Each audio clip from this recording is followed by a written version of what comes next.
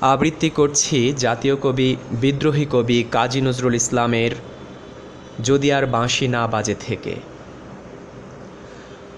রবীন্দ্রনাথ আমায় প্রায়ই বলতেন, দেখ উন্মাদ, তোর জীবনে শেলির মতো, কিটসের মতো খুব বড় একটা ট্র্যাজেডি আছে, তুই প্রস্তুত হ।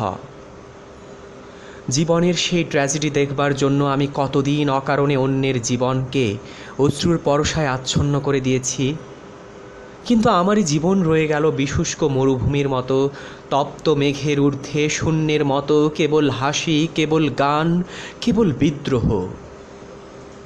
আমার বেশ মনে পড়ছে একদিন আমার জীবনের মহা অনুভূতির কথা। আমার ছেলে মারা গেছে। আমার মন তীব্র পুত্র শোকে যখন ভেঙে পড়েছে, ঠিক সেই দিনই, সেই সময়ে আমার বাড়িতে হাসনা হেনা ফুটেছে।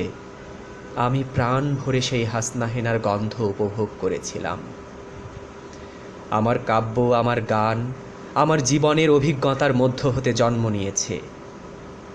যদি কোনো দিন আপনাদের প্রেমের প্রবল টানে আমাকে আমার একাকিত্বের পরম শূন্য থেকে অসময়ে নামতে হয়, তাহলে সেদিন আমায় মনে করবেন না আমি সেই নজরুল অনেক দিন আগে মৃত্যুর খিড়কি দুয়ার দিয়ে পালিয়ে গেছে।